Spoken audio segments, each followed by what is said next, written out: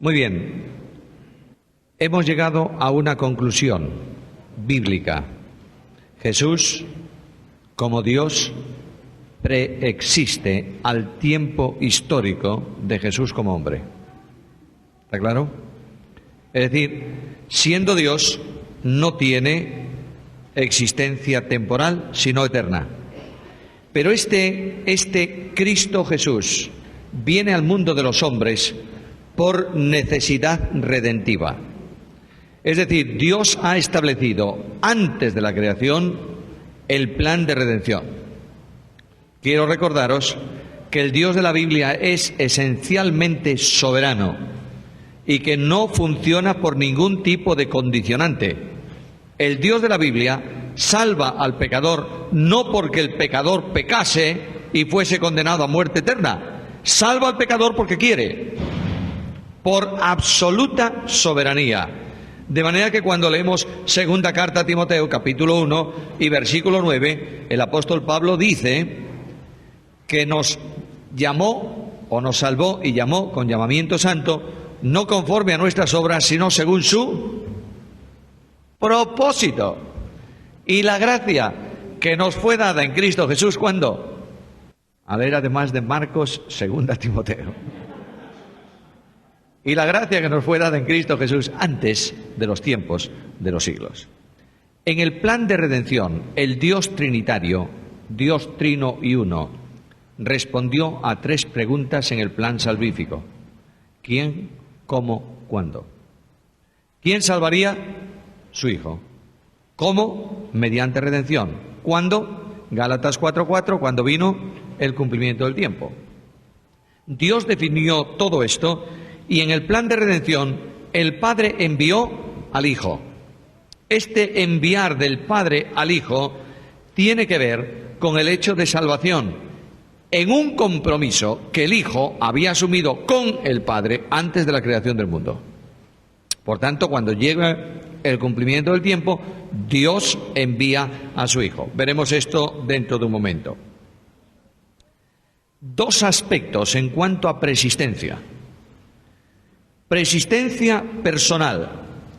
Nunca tiene origen. La preexistencia personal del Hijo de Dios como persona divina no tiene origen. ¿Está claro? Cuando estudiéis espiritualidad trinitaria, tenéis que distinguir muy claramente esa expresión que el Padre engendra eternamente al Hijo. No como origen, por favor, sino como comunicación o distribución de vida. El Padre se relaciona además eternamente con la segunda persona de Padre a Hijo, pero esto es otra cuestión diferente. Ahora, si Dios envía al Hijo, lo envía en una, teológicamente se llama procesión, el Hijo procede de él, pero es una procesión absoluta porque se extingue ahí, no se comunica más allá, lo envía con un propósito específico, que muera por los pecadores. ¿Está claro? Lo digo así de simple y así de sencillo. Para poder venir a esa condición, necesariamente tiene que introducirse lo que se llama categoría de la encarnación, en cuya acción el Verbo eterno de Dios queda revestido de humanidad. Como está ahí las notas, y son un poco complicadillas, voy a poner un ejemplo muy simple. No es lo mismo vestirse que revestirse. Yo voy a ponerme un pullover, ¿llamáis o cómo llamáis a esto? Bueno, esto no hay ninguno por un pullover, un suéter, bueno, un suéter. Yo voy a usar un suéter. Puedo hacer dos cosas, me voy a un comercio, compro un suéter, me lo pongo, me he vestido. Puedo ir junto a una señora que teje y le digo, téjeme un suéter encima de mí.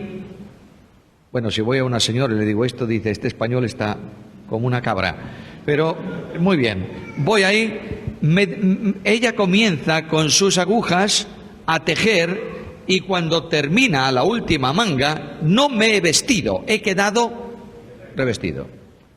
Luego, tenemos que tener claro esto, Dios no se viste de una humanidad, ni se inviste en una humanidad. Dios se reviste de humanidad para que esa humanidad esté vinculada con la persona divina del Hijo de Dios como nunca ninguna otra humanidad puede estar.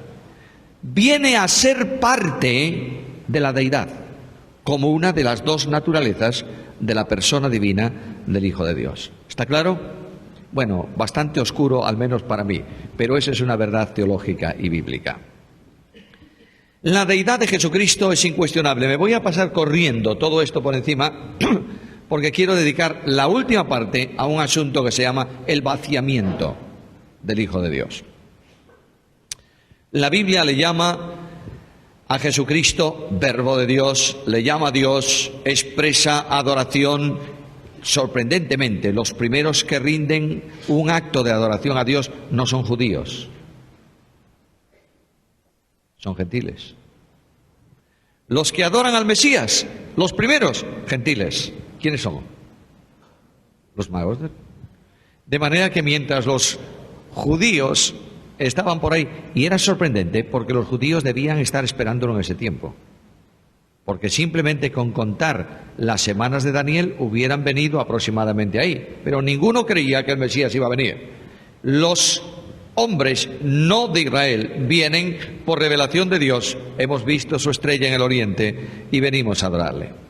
Ahora, una pregunta importante en esto es, ¿tenía Jesús conciencia, autoconciencia de su deidad?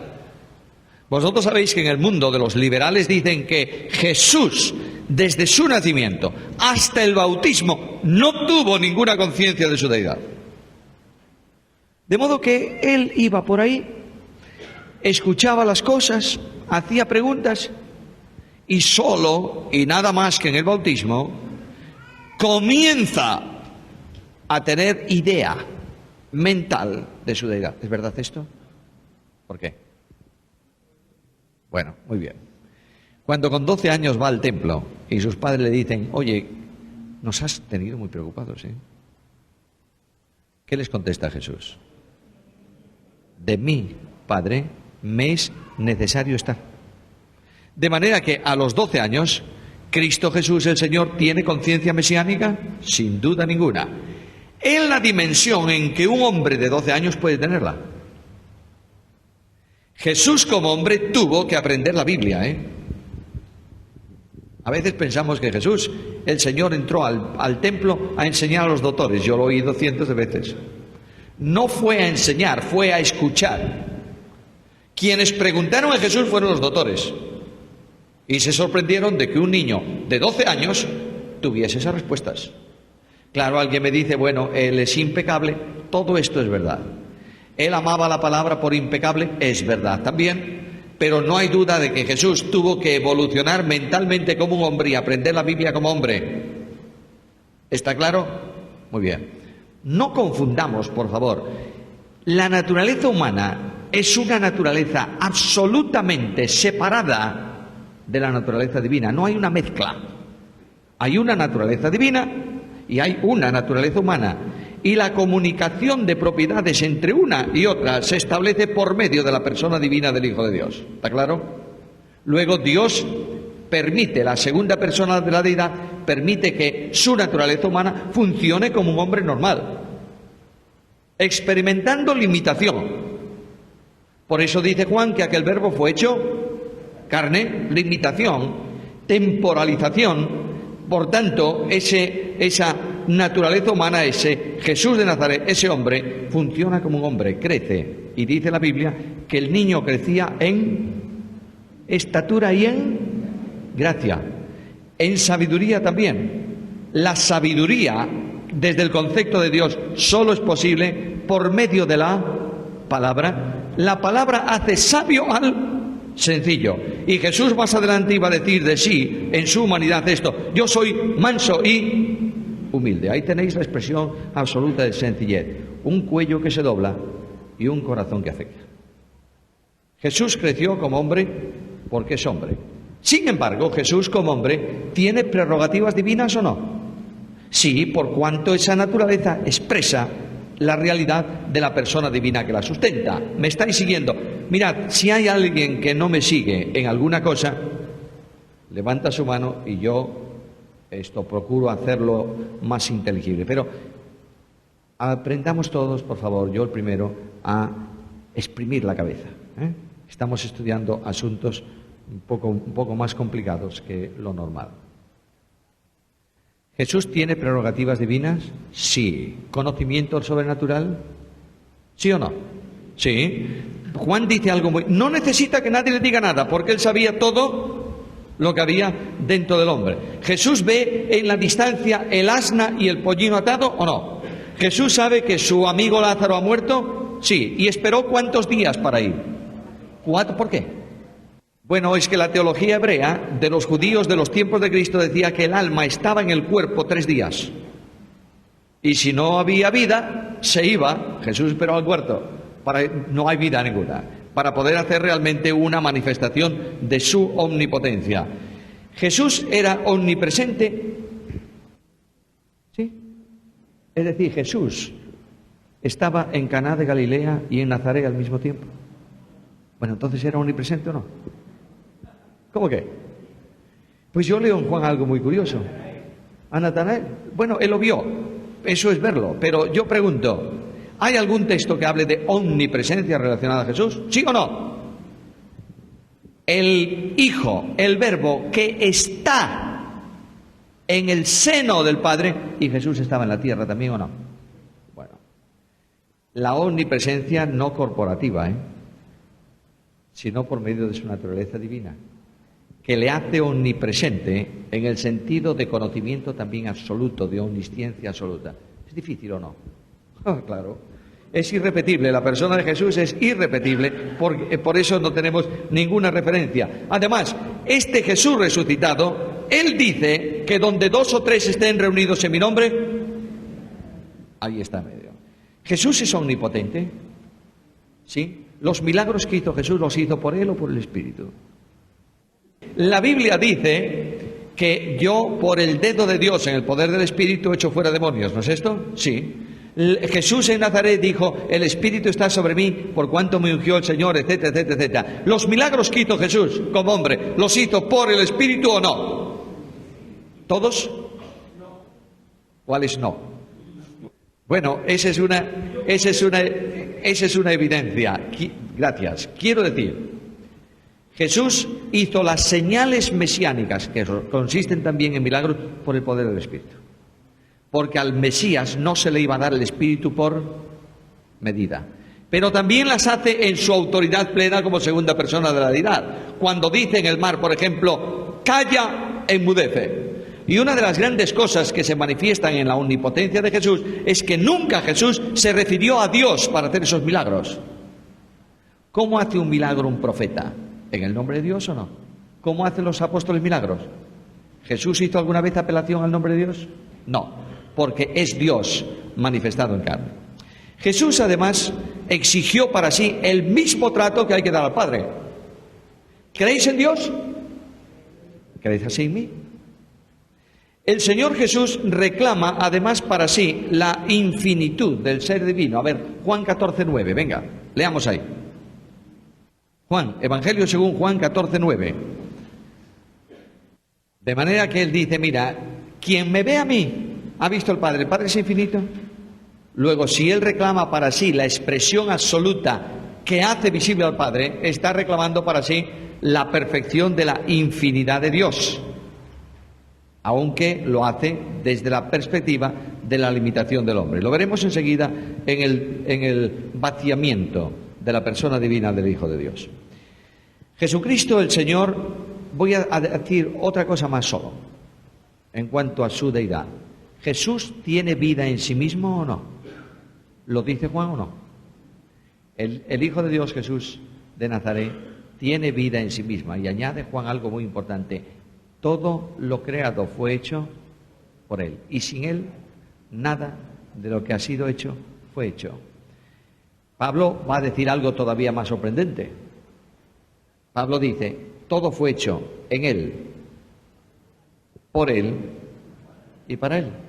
Luego, toda la herencia cósmica de Dios en toda la extensión de vida, muerte, de infinidad, de espacio, de tiempo, de todo lo que Dios hizo, lo ha hecho con un objetivo final. Esto es para mí unigénito. Solo Él es, en el sentido absoluto, el heredero, ¿verdad? Y Pablo dice de nosotros algo muy grande: coherederos con Cristo y herederos de Dios. Hay por ahí una teología un tanto extraña, yo no sé de dónde vino, de algún sitio vino, que se ha colado en el mundo evangélico, y que dice que los creyentes evangélicos estamos en este mundo preparándonos para poder administrar la herencia que Dios dio a Cristo. ¿Y qué quieren decir esto? Señores, ¿qué quieren decir ustedes con esto? Pues algo muy simple. Si tú has sacado un 7 en esta experiencia, Dios te va a dar 10 o 12 galaxias de su nueva creación, y tú vas a administrar eso. Yo que saco un 0,00003, me va a dar el Señor un meteorito por ahí, el único espacio posible para poner una silla y gozarme de eso nada más. No. Todo es vuestro, porque vosotros sois de Cristo, y Cristo es la vida, la muerte, lo presente, lo porvenir, los hombres. Es vuestro, porque es propiedad del único que la hace realidad en Él, por Él y... Vale, muy bien. ¿Está claro para todos que Jesús es una persona divina humana? Amén. Vamos allá. Dejamos ese apartado, revisadlo, por favor, seguir investigando en él. Y vamos a entrar en algo muy importante, porque para que Jesús histórico sea posible, Dios tiene que vaciarse en descenso. Voy a procurar complementar esto, además de lo que hay ahí en las notas. Kenosis es una palabra que significa vaciamiento. Hay un verbo que lo puede expresar mejor: anonadamiento. El Dios absoluto se anonada, viene a hacerse prácticamente nada. Ahora, ¿cómo hace eso? Dios, el Hijo de Dios, viene al encuentro del hombre como hombre. Vamos a ir muy despacito en esto, ¿sí? Bien. No significa en modo alguno que el vaciamiento sea la deposición del ser. Es decir, no significa que deje de ser Dios, ¿está claro? Sino que, siendo Dios, viene a una existencia que nunca sería posible para Dios en su sola condición divina. ¿Dios es infinito? ¿Pero Jesús es un hombre del tiempo y del espacio? Sí. ¿Dios necesita comer? No, Él sustenta la creación. ¿Jesús necesitaba comer? Sí. ¿Dios muere? ¿Pero quien moría en la cruz era Dios? Bueno, entonces no significa en modo alguno vaciamiento del ser. ¿Sigue siendo Dios? Sigue. ¿Qué quiere decir con esto? Es un misterio tan grande que solo puede decirse de esta manera: la infinita dimensión de Dios hace posible la capacidad para ser menos. ¿Entendisteis? No. Lo digo de nuevo. Dios, solo Dios, es capaz de hacer algo que no encaja en la realidad infinita de Dios, a no ser que lo haga. Dios hace posible hacerse menos, siendo todo. ¿Entendemos eso? Dios es todo y de pronto se hace menos, se anonada, se vacía. El vaciarse de Jesús lo voy a sintetizar de esta manera. ¿De qué se vació Jesús? ¿De qué se vació la persona divina del Hijo de Dios cuando viene al campo de los hombres? ¿De qué se vacía? ¿De su riqueza? Puede ser, es una de ellas. Él dice en 2 Corintios 8:9: conocéis la gracia de nuestro Señor Jesucristo, que por amor de vosotros se hizo pobre, siendo rico, para que vosotros con su pobreza, o por medio de esa pobreza, seáis enriquecidos. Mirad que él está diciendo, el apóstol Pablo está hablando de una inversión de valores. Dios se menos valoriza para que nosotros, los menos valorados, lleguemos a la experiencia de una dimensión eterna con Dios. Esto es un misterio impresionante de la gracia. En Dios, en el vaciamiento, Jesucristo se vacía de su riqueza y de su gloria. Quiero apuntar esto muy claramente. El Jesús hombre que camina por los caminos polvorientos de la Palestina es Dios infinito sin imitación alguna. Algunos teólogos hacen una afirmación muy sui generis, que el Señor Jesús se vació de sus atributos omni, es decir, de los atributos de la esencia divina. Si Jesús se vació de los atributos omni, no es Dios. Solo Dios es omnipotente. La esencia divina son las perfecciones incomunicables de Dios, ¿verdad?, que hacen que Dios sea lo que es. Si Jesús de Nazaret no participaba en esas posiciones de omnipotencia, omnisciencia, omnipresencia, no es Dios. Al menos no es un Dios como el Padre. Y si Jesús es un Dios rebajado, los testigos de Jehová tienen razón. Pero no la tienen. Porque Jesús no es un Dios rebajado. Jesús limitó como hombre, eso sí, el uso de sus perfecciones incomunicables. Pero no declinó de esas posiciones, sino que las mantiene. ¿Por qué? Porque su naturaleza subsiste en la persona del Hijo de Dios, ¿está claro? Luego, si hubiese sido posible que se vaciase de eso, significaría que tuvo que vaciarse de eso la persona divina. ¿Me estáis siguiendo en esto, hermanos? Bueno, no es posible, ¿verdad que no? Luego Jesús es absolutamente Dios. Claro, absoluto. Es verdad, esa es una verdad incuestionable. 100% hombre, 100% Dios. Por eso no debemos decir que Jesús es Dios y hombre, ¿eh? Es Dios hombre. Hay una palabra que surge en la teología debido a ese enorme misterio de la gracia, que es la palabra teoantrópicos o zoantrópico, es decir, Dios hombre. ¿Entendéis? Solo ahí se puede entender esa palabra en Jesús. Es la expresión de la deidad en manifestación en carne. Pasaje kenótico o pasaje del vaciamiento, Filipenses 2, versículos 6 al 8. Vamos a leerlo, por favor. Alguien lo lee con voz fuerte y clara. Yo puede ser que vaya interrumpiendo la lectura para hacer precisiones ahí. Filipenses, capítulo 2, versículos 6 al 8. Comenzamos la lectura. Primera cuestión importante es que Pablo está haciendo una antítesis, un contraste en ese pasaje. No está tratando de comparar deidad con humanidad, sino deidad con servicio.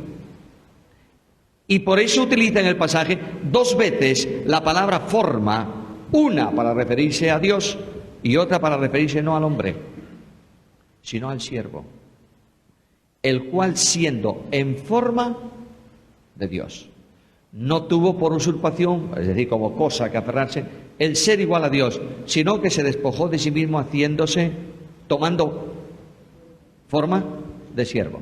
Y el vehículo que le permite tomar la forma de siervo es hecho semejante a los hombres. Ahora, cuando Pablo afirma que Jesucristo existió eternamente en forma de Dios, la palabra morfe en griego significa la exteriorización visible de un elemento intrínsecamente natural o propio. Solo puedo utilizar forma cuando a lo que yo me refiero hace visible lo que es esencial, lo que es real. Cuando Pablo dice, existía en forma de Dios, ¿por qué lo puede decir? Porque era Dios. Solo se puede usar ese término en griego cuando realmente manifiesta al exterior una condición natural, interna, íntima, que lo hace así. Este Jesucristo el Señor, que existe eternamente en forma de Dios, no podía existir como Dios de otra manera. Él es Dios, lo hemos visto antes, bien. Y de pronto, en uso de la única libertad absoluta, que es la libertad de Dios, toma una decisión libre. No voy a tomar el hecho de ser Dios como algo, como un derecho, incuestionable, inalienable, que me impida realizar otra cosa. Y en uso de su suprema libertad dice, aunque soy Dios, voy a pasar a otra experiencia imposible para Dios. La experiencia de la esclavitud, del servicio absoluto, en obediencia.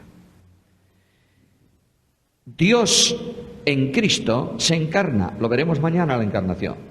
Quiere decir que toma una naturaleza humana. Anticipo, por si alguien mañana no quiere venir y dice esto es demasiado pesado, voy a digerir la lección de hoy. Quiero decirte anticipadamente que cuando Jesús el Señor tomó una naturaleza humana en el seno de María, la persona divina del Hijo de Dios está presente desde el momento de la concepción para santificar la naturaleza humana. Bueno, paréntesis, lo veremos mañana. Ahora, ese verbo eterno de Dios que se hace hombre del tiempo y del espacio, cuando Dios se humaniza o se encarna y se hace hombre, no se humilla, se limita. Juan 1,14. Aquel verbo se hizo carne. ¿Y qué ocurre? Habitó. Solo en carne puede habitar entre. Porque en la deidad está en torno, está presente, pero no uno más entre muchos. Dios toma una naturaleza humana y se limita a un ser temporal, siendo Él infinito y eterno. Dios, al tomar una naturaleza humana, entra en el tiempo, cuando es eternidad. ¿Me estáis siguiendo, verdad? Bien. Ahora, ¿eso humilla a Dios? ¿Sí o no? Por el hecho solo de hacerse hombre no se humilla, se limita. Voy a explicar bien esa diferencia. Imagínate, nosotros en España tenemos un rey. Los españoles apreciamos mucho a esa persona. Ese rey es la máxima expresión, es el jefe del Estado, es la figura máxima, la representación suprema de la nación, ¿verdad? Por tanto, hay muchas leyes que a mí me obligan y a él no. No es lo mismo que yo le llame a un español en la calle animal, que se lo llame al rey. Es diferente, porque la ofensa se mide no por quien la comete, sino por el que la recibe. ¿Está claro? Bien. Este rey nuestro es un deportista tremendo. Bueno, ya va viejo, ahora ya hace menos deporte. Todos vamos viejos. Este rey, que es así, le encanta, entre otras cosas, regatear. Es decir, competir con un barco de vela. No ir al mercado y decir, bájeme el precio. Cuando el rey sube a su velero para competir en la regata, ¿el rey se sujeta a las leyes de la regata? Claro. ¿Se humilla? Se limita. Ahora Dios hace irrupción en la historia de los hombres como hombre y se sujeta a las leyes de la criatura. Voluntariamente, ¿no es esto? Luego no se alimi, para que lo que nunca pudo ser experiencia de Dios, lo sea por esa limitación. ¿Dios sufre? No. ¿Puede saber lo que es sufrimiento experimentalmente? Mirad, Dios tiene conocimiento potencial absoluto. Es decir, Él sabe todo, sabe lo que es el dolor. Técnicamente sí. ¿Lo experimenta en su deidad? No. Cuando se hace hombre y se limita, ¿sabe lo que es el sufrimiento? ¿Por experiencia? Claro. Viene a ser el hombre, la experiencia del hombre viene a ser experiencia de Dios. ¿Sabéis lo grande de esto? Por cuanto fue probado en todo, según nuestra semejanza, es poderoso ¿para qué? Para socorrer, para echar mano a aquel que no siendo santísimo como Él y no teniendo la potencialidad que Él tiene, cae en el pecado. Cristo nunca lo justifica, pero siempre lo restaura. De ahí que la gracia se manifiesta en Jesús. Jesús es el discurso de gracia absoluta. Y lo que impactó a los apóstoles de Jesús no fue la gloria de la transfiguración, como algunos enseñan en Juan 1:14. Y vimos su gloria como del unigénito del Padre. ¿Cómo? ¿Lleno de qué? de gracia. No de luz, lleno de gracia. Lo que impactó a Juan de una forma tremenda fue que aquel eterno Hijo de Dios se limita, se hace hombre del tiempo y del espacio con un propósito solemne: morir por los hombres en una cruz. ¿Y esto es gracia o no es gracia? De ahí que Pablo tenga que decirnos algo muy práctico, hermanos. Yo quiero ir también con cosas prácticas. La capacidad de un hombre espiritual se mide más que por reprender, por restaurar. ¿Lo dice en Gálatas 6:1 o no? Muy bien. Cuando tú quitas la gracia del púlpito de la iglesia no tiene ningún aliciente para el compromiso. Y lo dice Pablo. El amor de Cristo nos constriñe, pensando esto, que si uno murió por todos, luego todos murieron, y por todos murió ¿para qué? Para que los que viven no vivan para sí, sino para aquel que murió.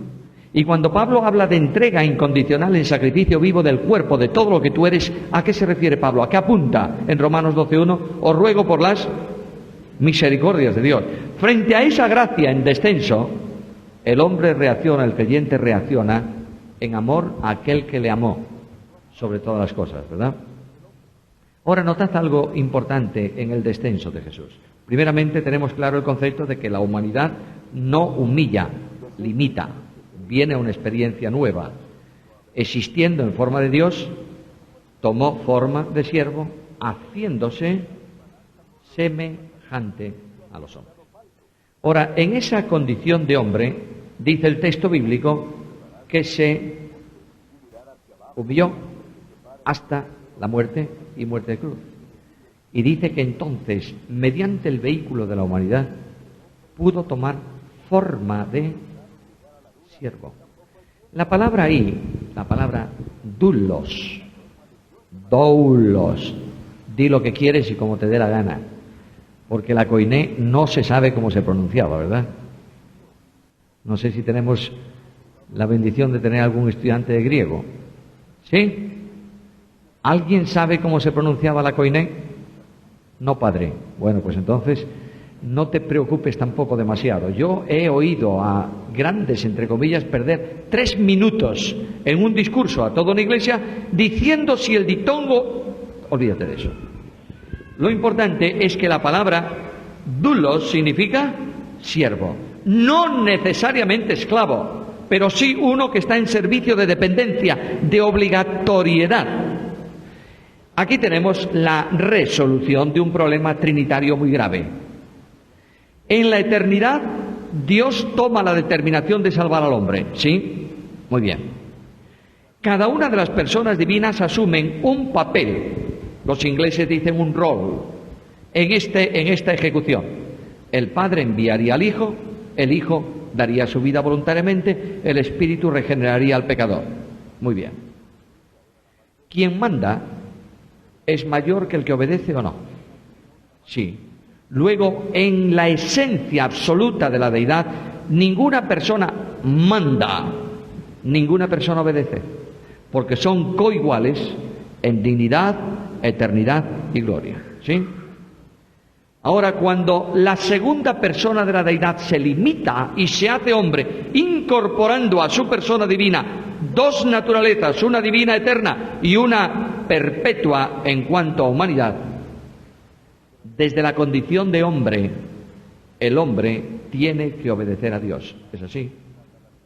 Luego Dios resuelve el problema de la obediencia sin menoscabo de su infinita dimensión divina por medio de la naturaleza humana del Hijo de Dios. Ahora ya está en la condición de siervo, y en esa condición de siervo Jesús expresa su naturaleza humana de servicio de muchas maneras. Un día los discípulos tienen hambre, aquellos siempre tenían cosas muy curiosas.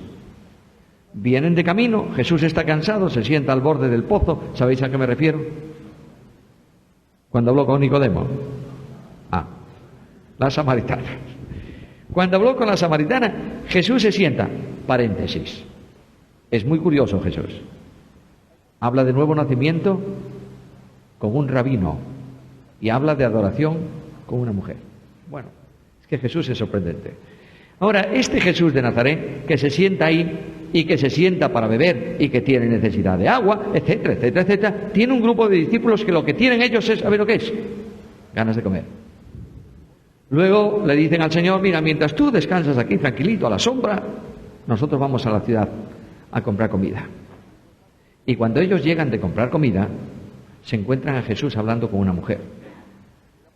Tremendo impacto para ellos. Hablar con una mujer a estas horas y con una desconocida no le entra en la cabeza. Y allí están los 12 con sus paquetitos de comida. Y Jesús sigue charlando. ¿Y ellos qué tienen? ¿Ganas de comer? Maestro, come. Claro, ellos dicen, si no come él, ¿cómo vamos a comer nosotros? Come. ¿Y qué le dice Jesús? Mi comida es que haga la voluntad del que me envió y acabe su obra. Luego lo que dice Jesús es algo. La comida es necesaria para la vida, ¿verdad? La razón de mi vida es la voluntad de mi Padre. Cuando Jesús habla, dice, yo no digo nada de mí mismo, todo lo que digo lo he oído del Padre. Por eso esto nos permite, hermanos, resolver algunos problemitas que encontramos aparentemente en el Evangelio. La Biblia enseña que el llamado a salvación procede siempre ¿de quién? ¿De quién? ¿De qué persona? Del Padre. Y vamos a Mateo 11, ¿y quién dice venid a mí? El Hijo, ¿o no? Entonces, ¿en qué quedamos? ¿Es el Padre o es el Hijo el que llama? ¿O es el Padre y el Hijo? No, es el Padre. Lo que pasa es que Jesús dice, como yo todo cuanto hablo lo he oído del Padre y el Padre es el que llama, simplemente yo reproduzco el llamado del Padre que es también a mi persona. ¿Despejamos las incógnitas? Bien, la Biblia es fantástica. Ahora, este Hijo de Dios que se humilla, lo hace con un propósito: ofrecer su vida en sacrificio expiatorio por el pecado del mundo, poder morir. El autor de la vida va a ingresar voluntariamente en la experiencia de la muerte para que los muertos en vida entren en la experiencia de la vida. Los hombres han nacido, nacemos como muertos ¿en qué? En delitos y pecados. No tenemos opción. Separados de Dios por nuestro pecado, somos muertos. ¿Es así? Y el eterno Hijo de Dios que tiene vida en sí mismo, entra en la experiencia de muerte para comunicar vida por su resurrección a los que por naturaleza somos muertos.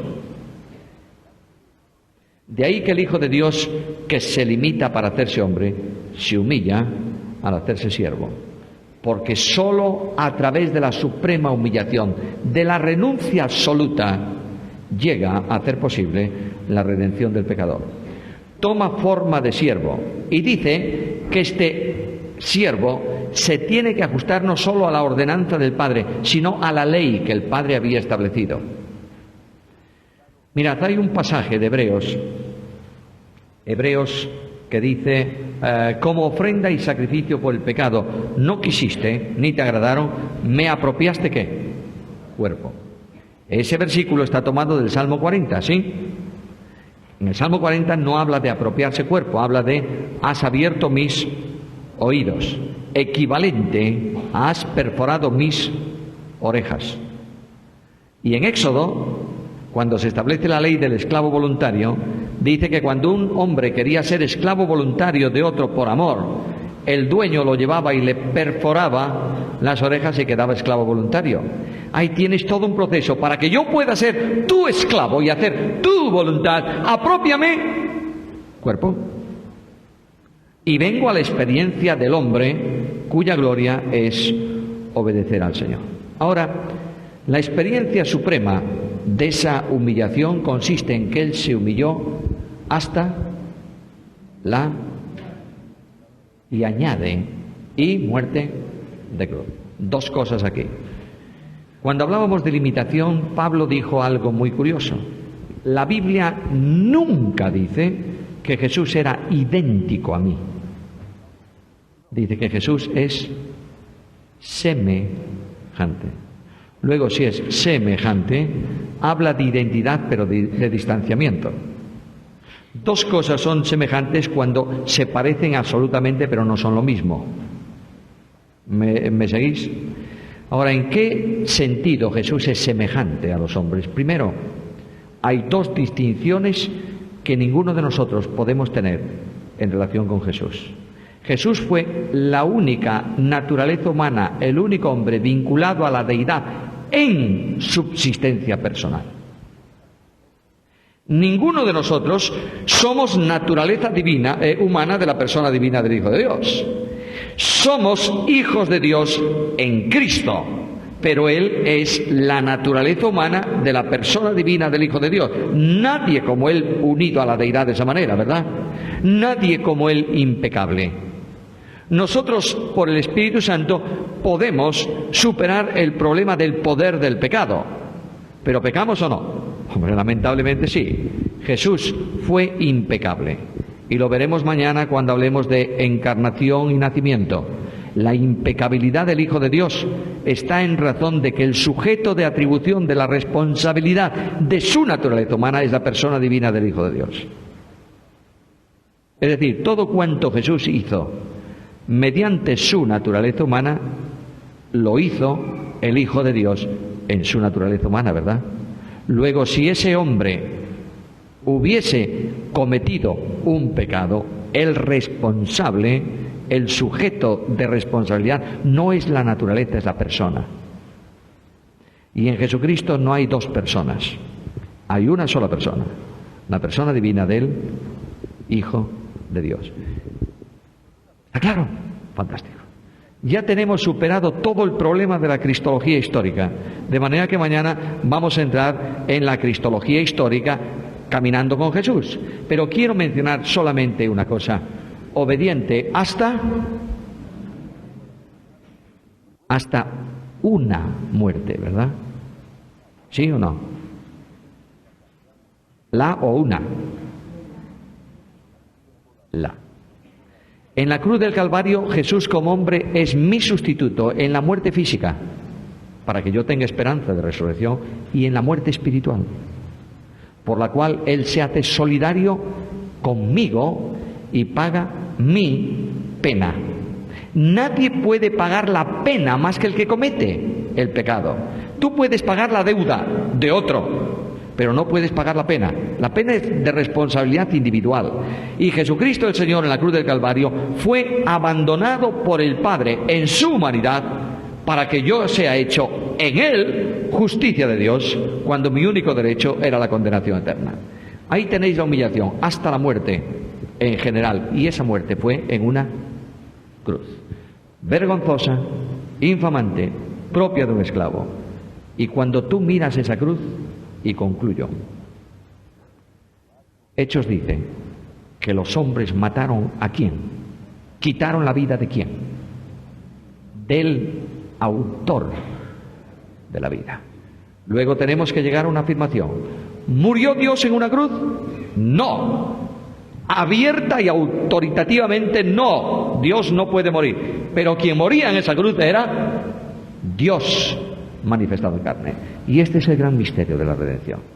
Mi Señor me amó y se entregó a sí mismo por mí. Que Dios os bendiga.